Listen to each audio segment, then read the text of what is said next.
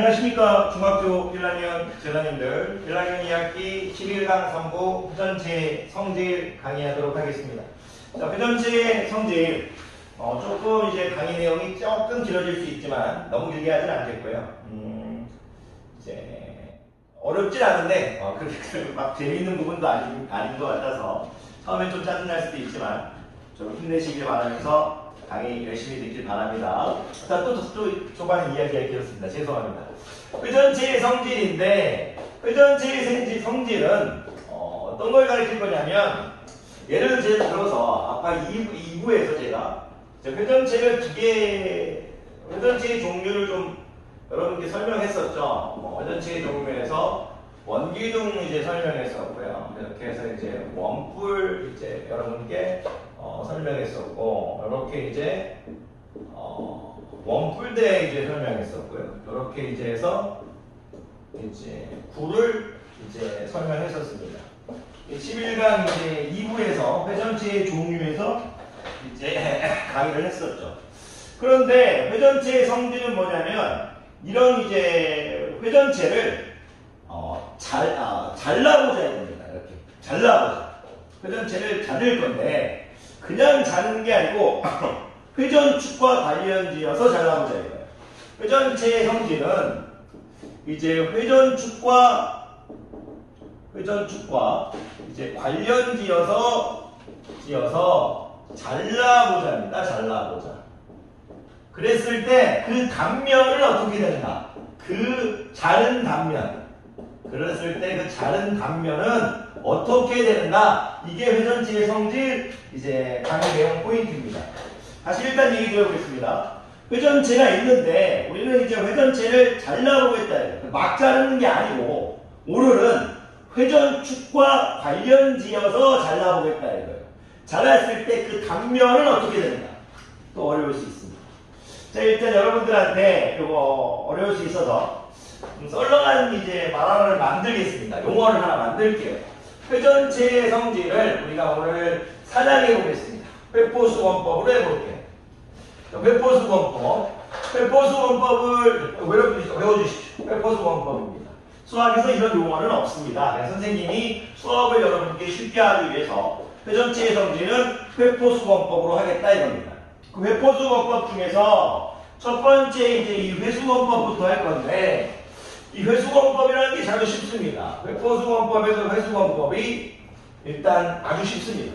무슨 얘기냐면 회수권법은 이제 회전체의 회전축에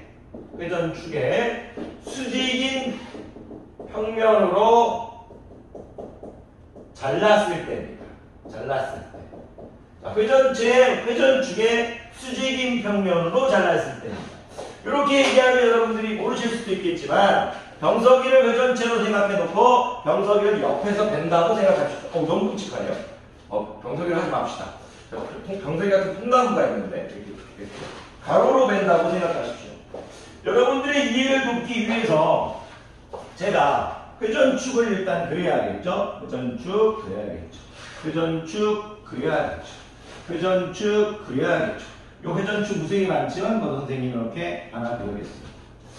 이제 회전축에 이제 수직인 평면으로 잘랐을 때는 어떤 느낌이냐면 이런 느낌입니다. 옆으로 싹 빼는 거니까 어떻게 빼든 원입니다. 뭐 위에서 빼든 밑에서 빼든 다 원입니다. 이렇게 원이 탄생합니다.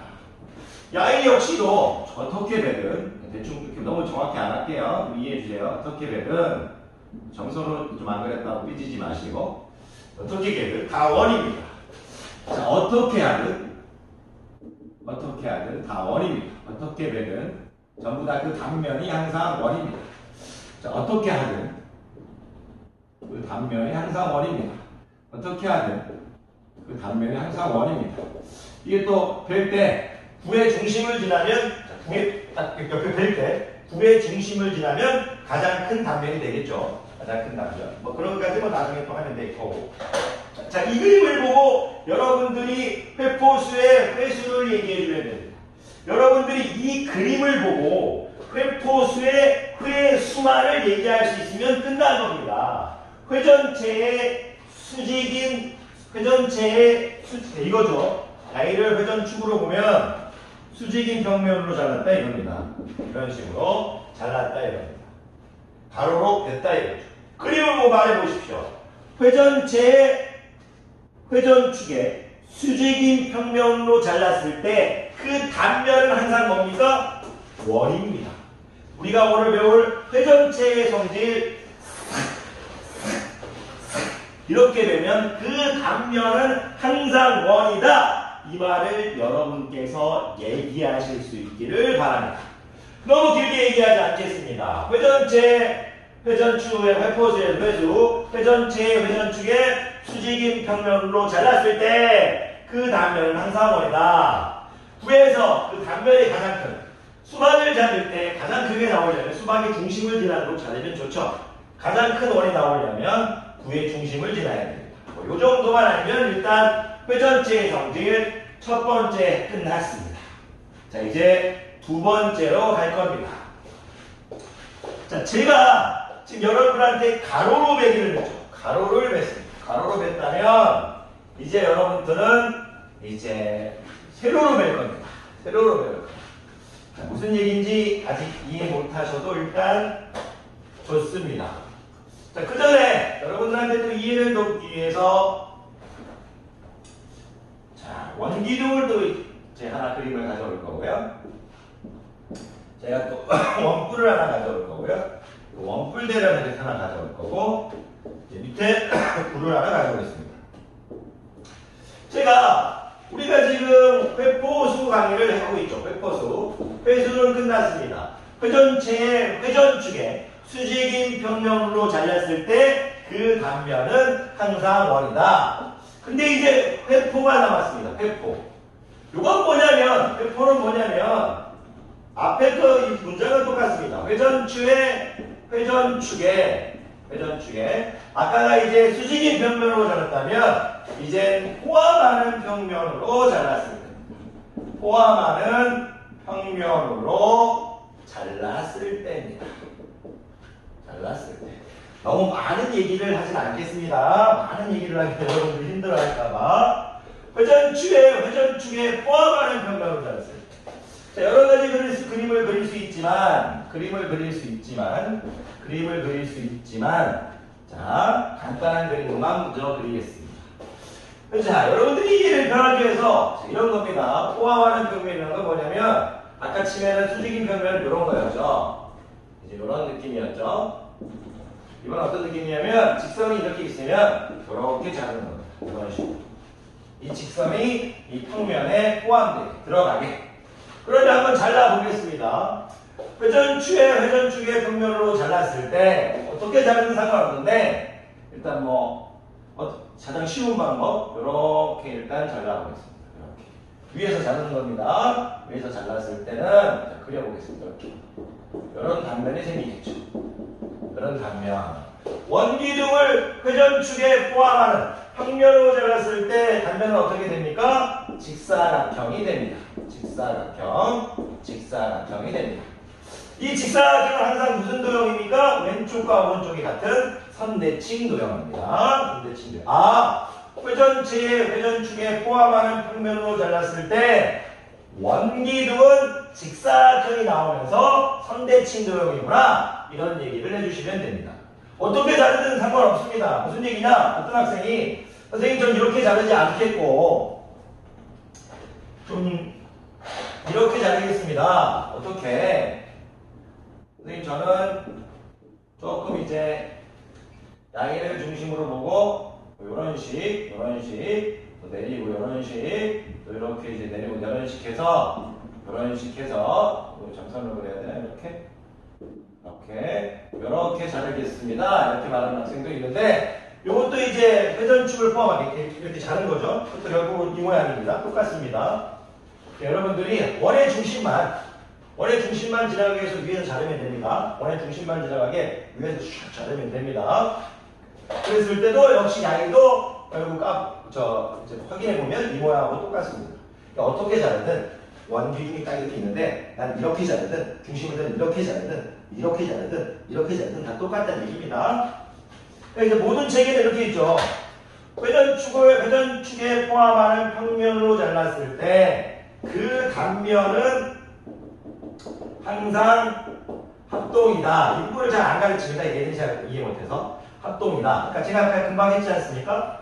아까 제일 처음에 자를 때 무슨 말이냐면 원기둥을 하나 그려놓을게요. 이렇게 그려서 이렇게 그려서 자 이렇게 자르든 이렇게 여러분들 알기 쉽게 이렇게 자르든 이렇게 자르든 야이다 야이나 항상 합동이라는 얘기입니다. 그래서 회전축에 포함하는 평면으로 잘랐을 때 그 단면은 항상 합동이다. 자, 원의 중심만 잘 지나게 자르면 다 합동이라 이겁니다. 그리고 그 단면은 항상 선대칭 도형이다. 선대칭 도형이다 이겁니다.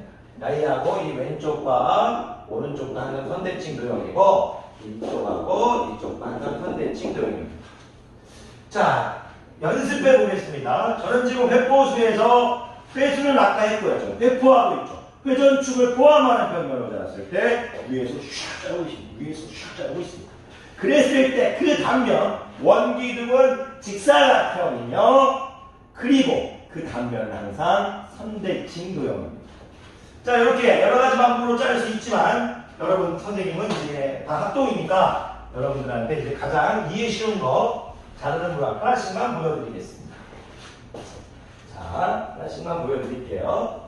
자 원뿔을 잘라봅시다. 그러면 여러분들 그냥요 이렇게 해놓고 이렇게 해놓고 이렇게 놓은 다음 뭐 점선을 이렇게 그려주고 그렇게 한번 색칠해주면 됩니다. 이렇게 색칠해주면 됩니다. 원뿔은 누가 나왔습니까? 이등변 삼각형이 나왔습니다. 원뿔은 이등변 삼각형이 나왔습니다. 이 그림이 싫으시면 또 이렇게 해놓으시고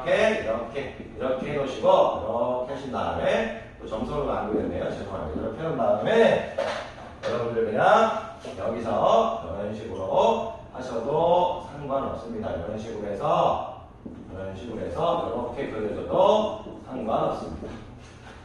자, 지금 저는 원기둥은 누가 나왔다?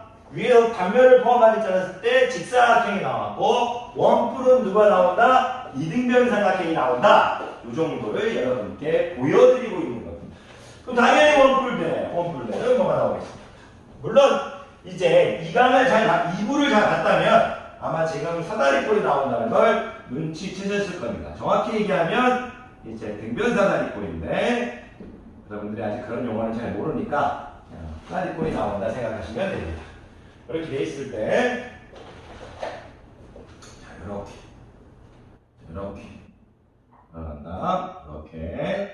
이렇게 그 다음에 이렇게 색칠 한번 해주시면 됩니다. 자 그러면요 구는 구 역시 또 해보겠습니다. 구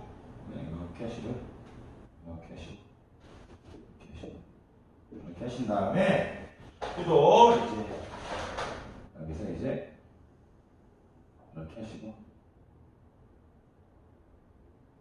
이렇게 하신다. 수박지 하는 겁니다. 이렇게 됩니다. 야에는 이제 사다리꼴, 야에는 뭐가 된다? 이제 원이 되겠습니다. 자, 오늘 배울 강의 여러분들한테 이제 같이 얘기하면서 마무리해 보도록 하겠습니다.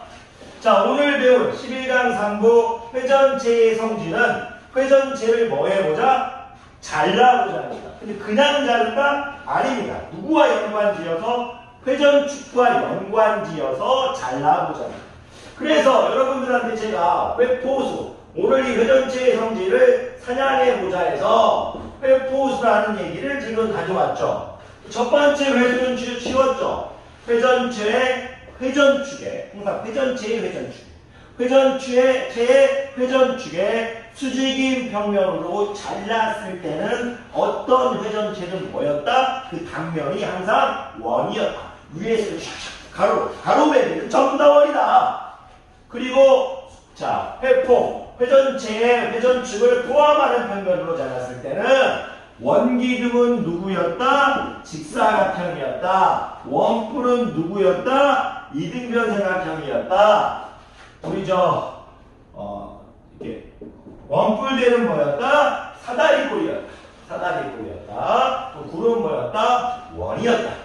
이렇게 해서 여러분들이 얘기해 주시면 될 겁니다. 회전체의 경제, 쾌코수를 적어서 여러분 스스로 말할 수 있어야 됩니다. 11강 사부 강의느라 고생이 많으셨습니다. 다음 시간 11강 사부에서 뵙도록 하겠습니다. 안녕히 계십시오.